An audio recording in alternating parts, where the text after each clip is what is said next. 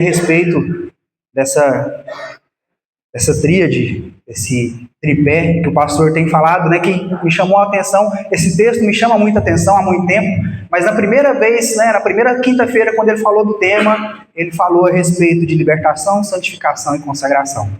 E eu tenho pensado e meditado a respeito disso. O texto que nós vamos meditar é João capítulo 17. Evangelho do apóstolo João, capítulo 17.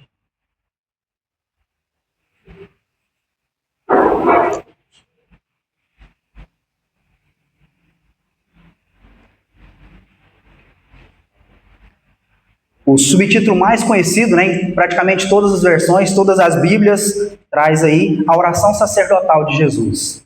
Diz assim a palavra do Senhor: depois de dizer essas coisas, Jesus levantou os olhos ao céu e disse: Pai, é chegada a hora. Glorifica o teu Filho, para que o Filho glorifique a ti, assim como lhe deste autoridade sobre toda a humanidade, a fim de que ele conceda a vida eterna a todos os que lhe deste.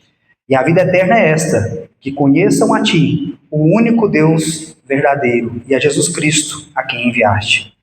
Eu te glorifiquei na terra, realizando a obra que me deste para fazer.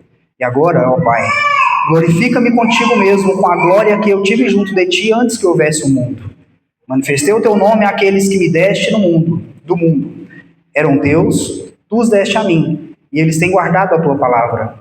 Agora, eles reconhecem que todas as coisas que me tens dado provêm de ti, porque eu lhes tenho transmitido as palavras que me deste, e eles as receberam. Verdadeiramente reconheceram que saí de ti e creram que tu me enviaste. É por eles que eu peço. Não peço pelo mundo, mas por aqueles que me deste, porque são teus.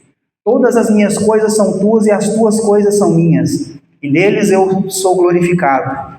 Já não estou no mundo, mas eles continuam no mundo, enquanto eu vou para junto de ti. Pai Santo, guarda-os em teu nome, que me deste, para que eles sejam um, assim como nós somos um. Quando eu estava com eles, guardava-os no teu nome, que me deste. E eu os protegi, e nenhum deles se perdeu, exceto o filho da perdição, para que se cumprisse a Escritura.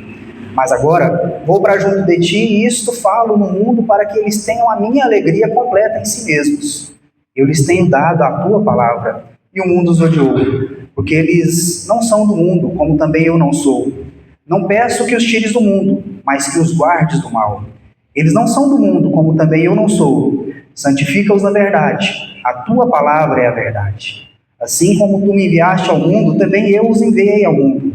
E a favor deles eu me santifico, para que eles também sejam santificados na verdade. Não peço somente por estes, mas também por aqueles que vierem a crer em mim por meio da palavra que eles falarem, a fim de que todos sejam um. E como tu, ó Pai, estás em mim e eu em ti, também eles estejam em nós, para que o mundo creia que tu me enviaste. Eu lhes transmiti a glória que me deste, para que sejam um, como nós o somos. Eu neles e tu em mim, a fim de que sejam aperfeiçoados na unidade, para que o mundo conheça que tu me enviaste e os amaste, como também amaste a mim. Pai, a minha vontade é que onde eu estou também estejam comigo os que me deste, para que vejam a minha glória que me conferiste, porque me amaste antes da fundação do mundo. Pai justo, o mundo não te conheceu, eu porém te conheci, e também estes reconheceram que tu me enviaste.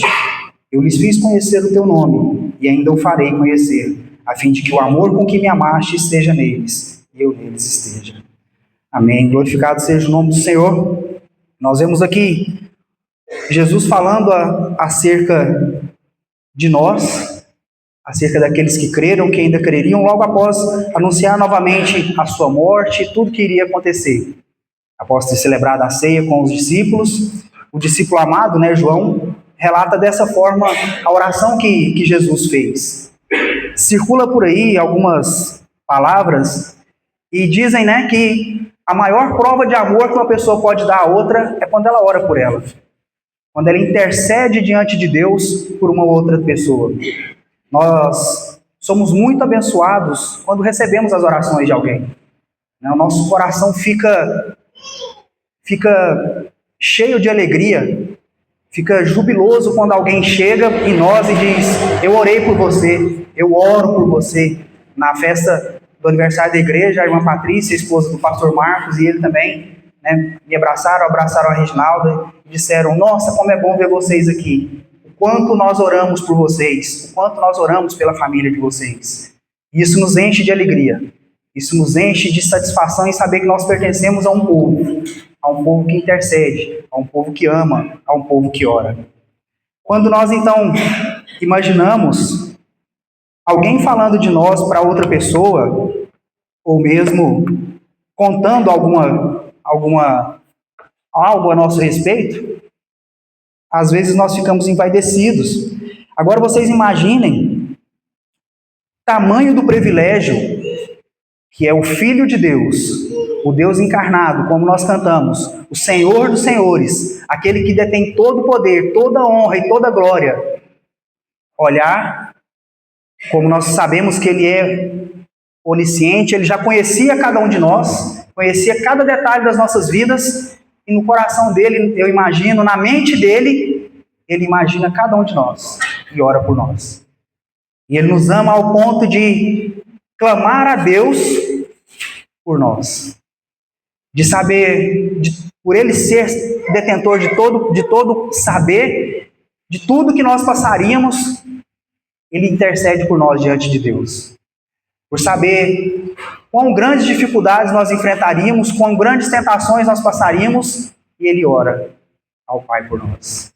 Aí você imagina, traça um paralelo. Eu estou precisando de um emprego. Conversa com o chefe, com o gerente lá da empresa, fala de mim para ele, fala, né, leva meu currículo para ele. Ele vai e fala: nossa, tô bem, né? Meu amigo falou para mim direto com o chefe do RH lá de tal empresa, eu fico todo satisfeito. Agora imagina, o Filho de Deus falando diretamente com Deus sobre você. Pai, eu oro por ele, não só por estes, mas por todos aqueles que ainda crerão em mim. Na mente, no coração de Cristo, Ele já tinha todos nós ali. Ele intercede por nós. Ele ora para que nós nos santifiquemos na verdade, na palavra de Deus, que Ele afirma ser a verdade, porque Ele conhece, porque Ele é essa verdade, porque Ele viveu, Ele pregou, Ele trouxe, como o pastor bem disse, Ele demonstrou essa verdade. Ele não só falou, Ele viveu. E aí Ele afirma que nós somos amados por Ele e que Ele roga ao Pai que o Pai também destine a nós o mesmo amor com o qual Ele foi premiado pelo Pai.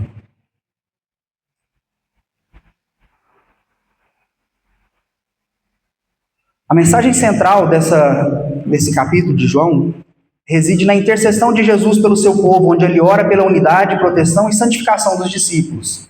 Este capítulo, conhecido como a oração sacerdotal de Jesus, enfatiza a importância da comunhão entre os fiéis, assim como a relação íntima entre o Pai e o Filho. Jesus destaca a missão dos seus seguidores no mundo, pedindo também que sejam fortalecidos na verdade e na fé, refletindo sua glória e amor. Essa passagem é fundamental para que nós possamos compreender o propósito divino nas nossas vidas. Aqui nós vemos o simbolismo entre luz, que permeia todo o texto, destacando a missão dos seguidores de Jesus no mundo. Ele, além disso, a ideia de santificação através da verdade revela um processo de transformação espiritual, proporcionando um entendimento profundo da missão divina na vida dos fiéis. Falando com os jovens já, as revistas que nós trabalhamos, e agora essa última, nós estamos trabalhando os desafios do mundo pós-moderno.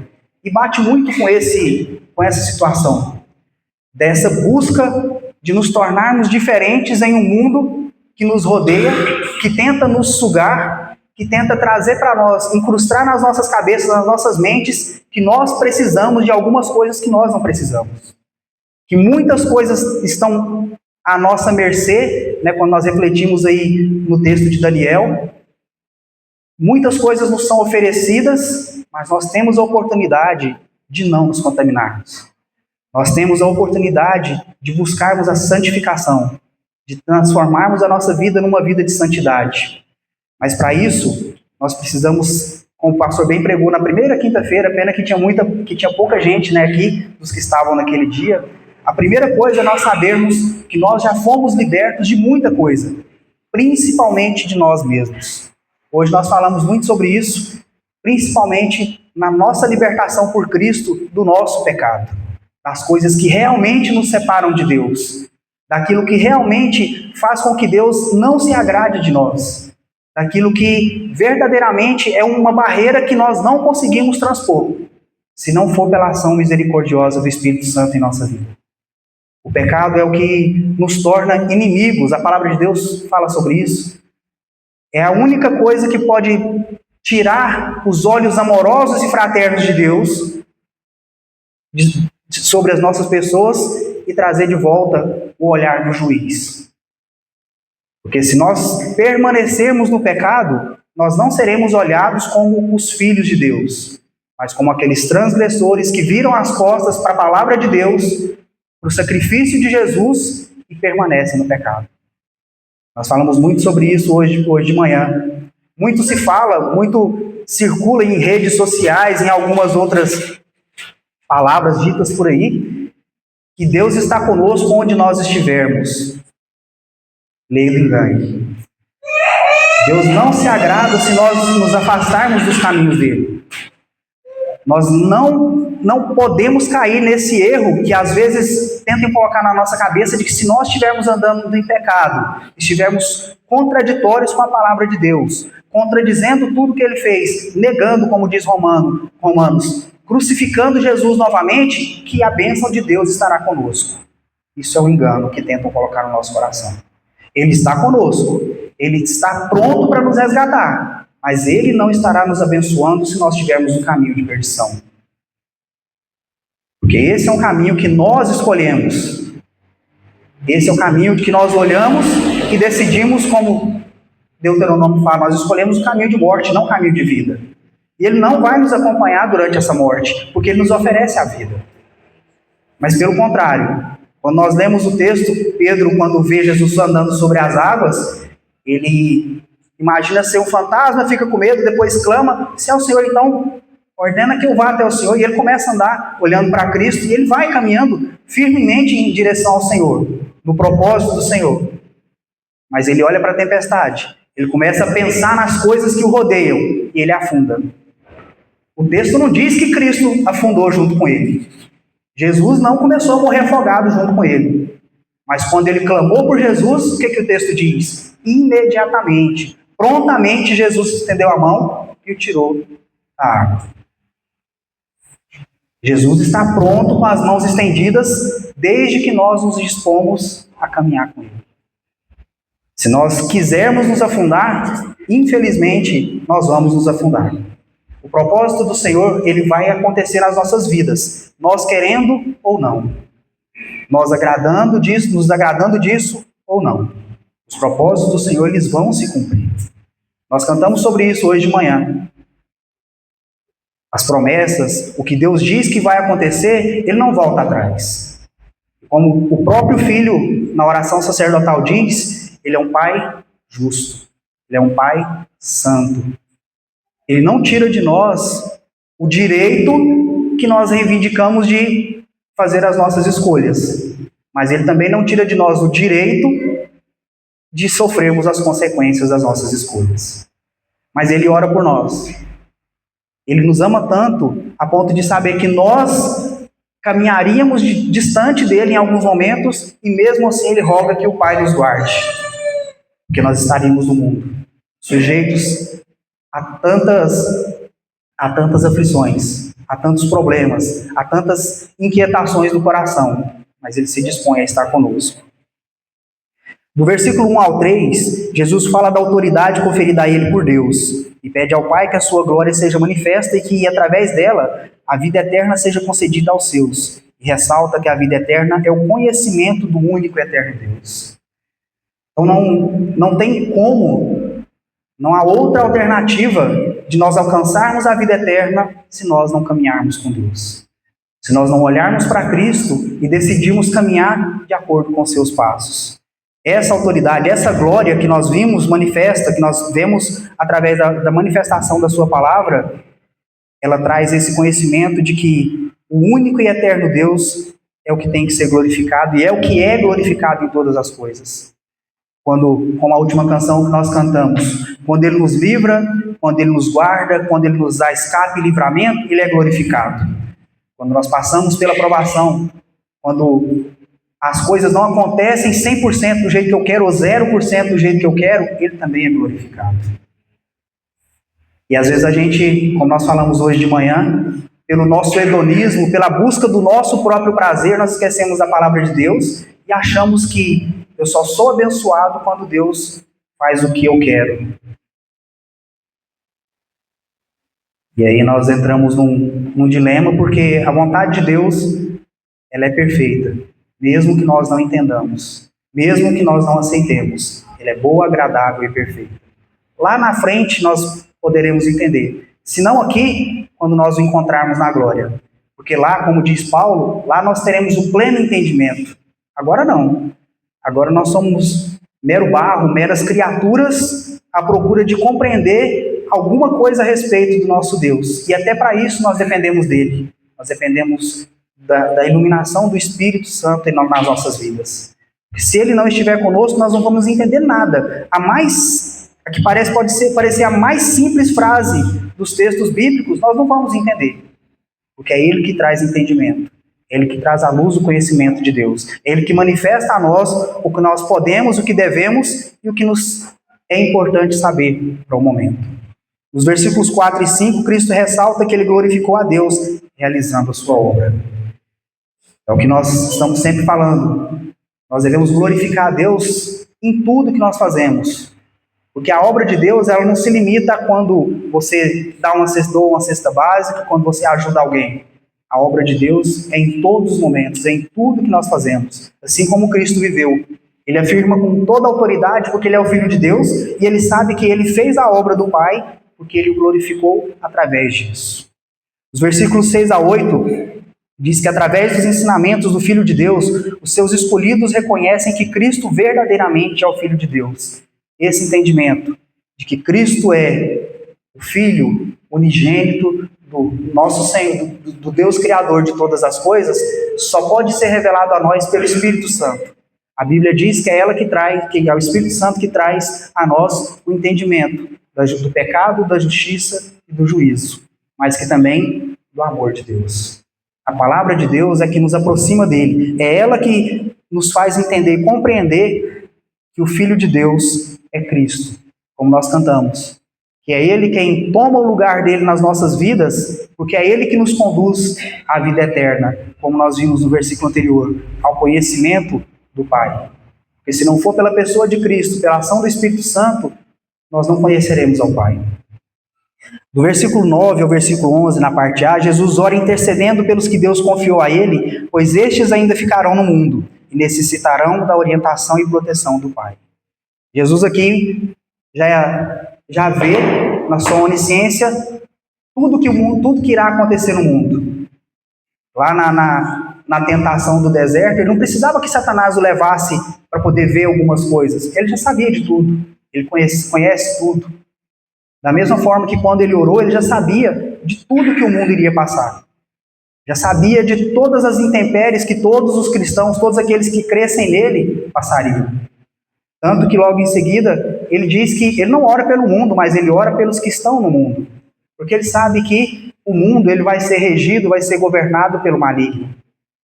Ele sabe que as coisas do mundo são antagônicas, são opostas às coisas de Deus. Então ele não ora pelo mundo, ele ora pelos dele. Ele ora por aqueles que já creram e por aqueles que ainda creriam na palavra de Deus. Ele ora para que Deus tenha misericórdia, guarde, cuide, zele, livre do mal. Se nós formos pensar, como nós já dissemos, se um cristão bem-sucedido for sempre aquele que tem bênçãos, recursos materiais e tudo mais, o que nós poderíamos dizer dos 11 apóstolos? Muitos martirizados, outros sofreram morte horrenda, João ficou isolado, Deus não o amava? Por que então a palavra de Deus diz que ele era o discípulo amado? Paulo, de perseguidor, passou a ser perseguido, deu sua vida para pregar o evangelho, foi decapitado. Deus não o amava? Ele não era abençoado? Ele não foi abençoado por Deus? Ele deixou as riquezas, como nós sabemos, né? A palavra de Deus diz sobre isso. Ele era fariseu, ele tinha direitos, tinha honrarias, deixou tudo isso, morreu decapitado pelos romanos. Deus não o amava? Naufrágio, picada de víbora, espancamento, apedrejamento, Deus não o amava? Muito pelo contrário. Deus foi glorificado em tudo na vida de Paulo, na vida dos 11, na vida de todos aqueles irmãos que foram lançados às feras em Roma, né? Quando a gente assiste os filmes de gladiadores, a gente não pode esquecer que aquelas pessoas que estão lá servindo de comida para as feras são os nossos irmãos, que estavam lá porque não negaram a Jesus Cristo. Cristo não os amou? Pelo contrário. Cristo orou por eles, porque ele sabia que eles passariam por isso. Sabia que essas aflições, essas dificuldades seriam enfrentadas em todo o tempo. E como nós cantamos, em todo o tempo, ele é bom. Ele permitiu que eles passassem por todos aqueles martírios, pelas mortes violentas, para que hoje o nome dele fosse glorificado como é por nós. Para que nós reconheçamos que, perpassando por gerações, por culturas diferentes, a palavra dele permanece.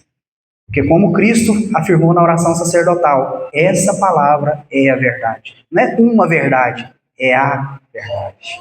Porque é a palavra de um Deus único, de um Deus verdadeiro, de um Deus que não mente, de um Deus que não volta atrás, que não muda de ideia, mas que é um Deus de promessas e promessas cumpridas, como o pastor vem ressaltando muito sobre isso. É um Deus que cumpre todas as suas promessas. Por isso, quando Jesus ora, ele diz, Pai justo, Pai santo, porque ele conhece, ele sabe do caráter de Deus. Ele sabe que o caráter, as características de Deus não são negociáveis. Independente das circunstâncias, ele não está, ele é Deus. Ele não está no controle, o controle pertence a ele. Ele não deixa acontecer de qualquer jeito. Já falei uma outra vez a respeito disso. Ele não é como um autor de novela ou de livro que, dependendo da circulação das informações da mídia, ele muda o final da história para poder agradar a maioria. Não. O final já está escrito. O final já está escrito e a vitória é garantida em Cristo Jesus. E é nisso que nós nos apegamos. É essa a nossa certeza, que nós somos vitoriosos em Cristo Jesus. Que a vida eterna nos é concedida através da palavra de Deus, que é a verdade. E é ela que nos santifica. É ela que nos mostra a diferença, a oposição que existe entre a vontade de Deus e a nossa vontade. Entre o que Deus tem para nós e o que o mundo nos oferece. No versículo 11, na parte B, e o 12, ainda orando, Jesus pede ao Pai, que afirma que o Pai é santo, que nos guarde. E assim ele fez. No 13, ele traz para nós o contentamento em Cristo e em sua palavra.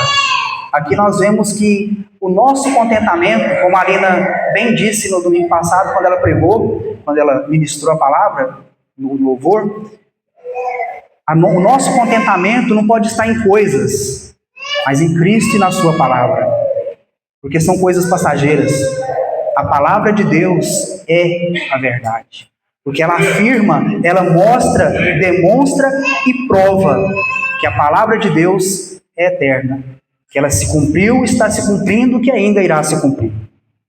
Dos versículos 14 ao 19, Jesus nos dá a sua palavra em sua palavra, que é o que provoca a dissensão e inimizade entre os filhos de Deus e aqueles que amam as coisas deste mundo, que Deus rejeitou, que Cristo rejeitou. Então, quando ele diz a respeito da palavra que é pregada, da verdade, ele mostra que aqui é o divisor de águas. Esse entendimento da palavra de Deus, essa vivência, essa convivência com o Espírito Santo, é que vai provocar a ira do mundo.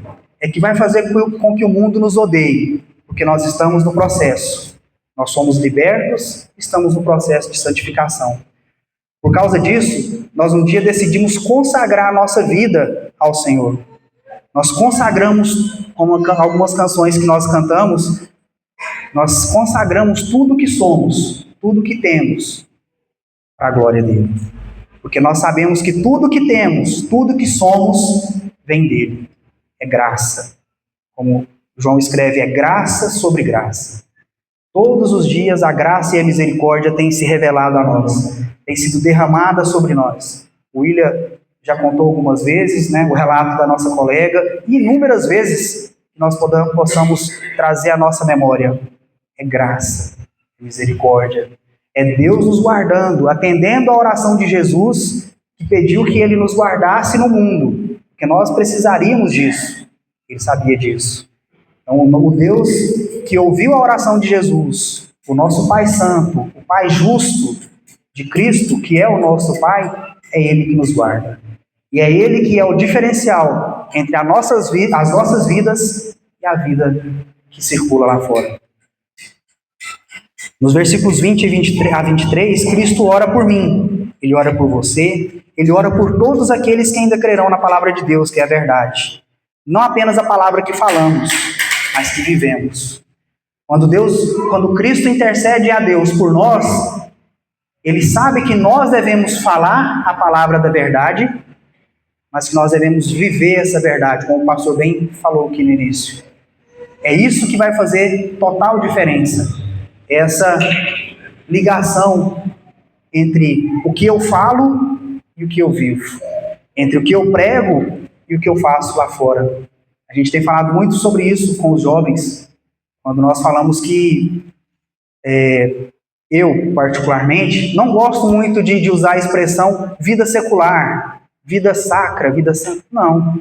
Porque nós olhamos para a palavra de Deus e vemos que tudo é para a glória de Deus. Se tudo é para a glória de Deus, nós devemos viver em santidade. Não só no domingo, guardando o sábado do Senhor, mas em todos os dias, em todos os momentos. A nossa vida deve ser uma vida de consagração, uma vida de santidade em tudo que nós fizermos, onde nós estivermos. Não existe dupla face, não existe uma roupa lá fora e uma roupa aqui dentro. Nós somos filhos de Deus onde quer que nós estejamos. Por mais que nós, muitas vezes, como eu disse no início, possamos nos acovardar, deixar de falar da palavra da verdade, deixamos de pregar a palavra de Deus, mesmo assim, nós não deixamos de ser filhos amados pelo Pai. Cristo ainda ressalta nesses versículos a importância da unidade do Filho com o Pai e, consequentemente, daqueles que reconhecem Jesus Cristo como o Filho de Deus, para que os seus sejam aperfeiçoados através da unidade, promovido pela palavra do Pai, demonstrando assim o amor de Deus por seu Filho e, por consequência, aos seus filhos escolhidos e adotados em amor. No versículo 24, Jesus expõe ao Pai a sua vontade, que é de que todos os que o próprio Deus deu a Ele estejam junto dele para participarem de sua glória. Nós vemos então Cristo intercedendo por nós, ressaltando a importância da unidade, não só da comunhão, mas da unidade através da palavra. Porque é ela que nos molda, é ela que nos torna corpo, é ela que nos torna parte do corpo de Cristo. A igreja que irá glorificar a Deus aqui e na eternidade, por conhecermos a palavra, por sermos aperfeiçoados cada dia através da palavra. Nos últimos 2 versículos, Jesus Cristo reafirma o caráter de Deus ao afirmar que Ele é justo. Ressalta ainda a ignorância do mundo quanto ao conhecimento de Deus e clama ao Pai que o seu amor pelo Filho seja estendido a todos aqueles que o reconheceram, o amaram e demonstraram isso em obediência. Pois os que têm em sua vida a vida do Filho de Deus e o seu amor, também são alvos do mesmo amor com que o Pai ama o Filho.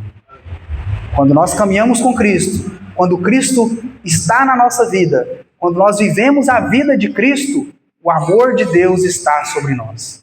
Nós somos filhos escolhidos e amados de Deus, porque Cristo nos confere esse título. Foi Ele que pagou por nós, foi Ele que morreu em nosso lugar, foi Ele que nos garantiu o título de filhos amados do Pai. E o mesmo amor com que Deus amou o Filho, Ele também nos ama, a ponto de cuidar de nós, a ponto de nos dar muito mais do que nós merecemos, ou pelo contrário, né? Ele tem misericórdia de nós e não nos dá o que merecemos. Ele nos dá o que Ele, como um bom Pai, concede aos seus filhos. Nós aplicamos isso como? Quando nós vemos a glória de Deus, nós devemos manifestar essa glória através das nossas vidas. Não só por palavras, mas por atitudes, orações, nós devemos trazer a glória de Deus às nossas vidas e levá-la ao mundo através das nossas atitudes em obediência. Porque qual foi o diferencial de Cristo? Obediência. Conhecia a palavra, conhecia o Pai, era amado pelo Pai, e nem por isso ele se aproveitava do amor do Pai para fazer coisas erradas, como muitos filhos fazem. Não, meu pai é bonzinho comigo, vou fazer isso aqui, ele vai me perdoar e tal. Não. Cristo obedeceu, como o pastor também falou no início do culto hoje, obedeceu em tudo que Deus tinha determinado. Então ele sabia, conhecia, tinha tanta intimidade com Deus, sabia que estava glorificando a Deus através da sua obediência. Através dessa obediência, nós somos guardados por Deus. Deus, ele não guarda, nós temos a graça comum, né? Aquela que abrange todos. Como já foi dito aqui outro dia, o sol não nasce só para o crente, a chuva não cai só sobre a lavoura do crente, mas sobre todos. Mas ele guarda do mal aqueles que o obedecem. Ele livra, traz livramento, traz escape, através da demonstração do amor dele para conosco. Ainda, quando nós buscamos por santidade, nós caminhamos em obediência, nós glorificamos ao Pai, e através disso nós somos reflexos do caráter de Cristo que está sendo moldado em nós. Porque Cristo disse aqui na oração sacerdotal que ele se santificou. Se o Filho de Deus se santificou, se ele buscou santidade, quem somos nós para não fazermos o mesmo? Então, isso deve refletir nas nossas vidas numa busca constante por santidade. Uma consagração de tudo que fazemos, de tudo que somos, de tudo que temos. Nós vemos também uma coisa muito importante que nós não devemos negociar e não devemos esquecer, que a palavra de Deus é a verdade. Em momento algum, hoje eu falei com os jovens a respeito disso, nós devemos duvidar da palavra de Deus. Nós devemos desacreditar da palavra de Deus, porque ela é a verdade. Tudo que está escrito na palavra de Deus, ou se cumpriu, ou está se cumprindo, ou irá se cumprir. Não tem meio termo, não tem talvez.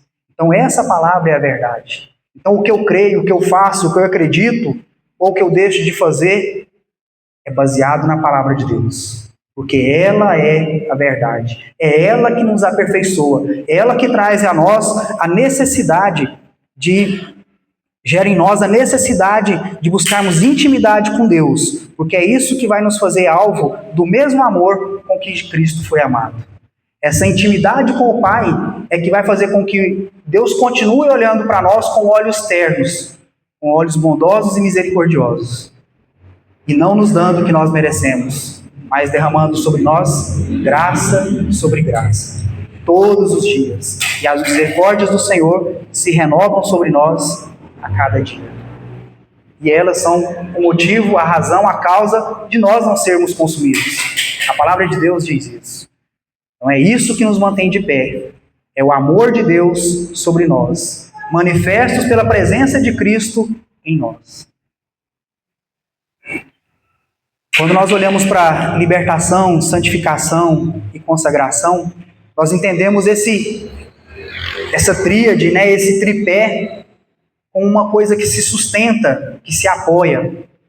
Quando a gente olha para muitas coisas ao nosso redor, né, quando a gente fala de tríade, o pessoal da música lembra muito disso, porque facilita muito o entendimento ali da teoria musical. Mas quando a gente fala de tripé, a gente lembra de triângulo, a gente lembra de uma coisa que é uma figura rígida.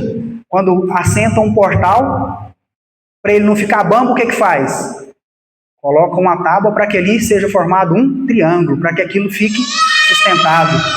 Quando se faziam aquelas cadeiras, os bancos antigos, o que fazia? Colocava uma travessa ali formando um triângulo para ter sustentação. Quando você pega um tripé de uma câmera, são 3 pontos de apoio, porque ele vai se adequar ali ao terreno e ele não vai ficar bambo. Então, esse trio, esse tripé, libertação, santificação e consagração, é o que deve mover a nossa vida, porque através deles nós vamos nos aproximar do nosso Senhor. Nós somos libertos pela palavra, foi ela quem nos trouxe à luz, nela nós conhecemos a verdade que é Cristo. como Salvador, e pela ação do Espírito Santo de Deus, nós podemos ser transformados dia após dia e moldados segundo o caráter de Cristo. Nós podemos ser imitadores daquele que escolheu se santificar por todos aqueles que o Pai de antemão escolheu para participarem de um processo lento e contínuo, mas que não guarda nenhuma surpresa para aqueles que permanecem fiéis. Aqueles que decidiram e decidirão consagrar suas vidas ao Senhor. Aqueles que estão conscientes de que não existe duas vidas, não existem duas facetas para quem decide seguir a Cristo. Antes, toda a sua vida, toda a sua existência, todo o seu pensar e agir são para a glória de Deus. Estes entenderam e vivem verdadeiramente os ensinamentos de Jesus. E assim, o mesmo amor com que Deus amou e ama o seu Filho estará sobre nós. O próprio Jesus Cristo está e estará em nós. Assim como o Pai e seu Espírito agindo, conduzindo e nos guardando de todos os males e todas as mazelas desse mundo. Às vezes, não da forma que nos pareça correto, mas segundo os planos daquele que tudo criou, daquele que tudo fez e que tudo controla. É assim que nós devemos viver, sabedores de que fomos libertos, devemos consagrar tudo que somos, tudo que faremos e tudo que fazemos, buscando sempre a santidade, para que Cristo continue caminhando conosco, para que o Espírito Santo continue tendo liberdade nas nossas vidas, para que nós sejamos cada vez mais alvos do amor de Deus. Que o Senhor tenha misericórdia de nós, nos guarde em seu amor e nos conduza enquanto nós estivermos no mundo. Conosco esteja por toda a eternidade. Que Deus complete a sua palavra nos nossos corações. Que nós estejamos aptos a sermos alvos desse amor. Sabedores, detentores do conhecimento de que Cristo, através do seu sacrifício, nos libertou. Agora nós devemos consagrar as nossas vidas e buscar uma vida de santidade. Porque é por isso que Cristo morreu e antes de morrer orou por nós. Para que Deus nos guardasse, para que Deus continuasse o processo de aperfeiçoamento através da palavra e a santidade seja uma realidade nas nossas vidas. Vamos orar, irmãos?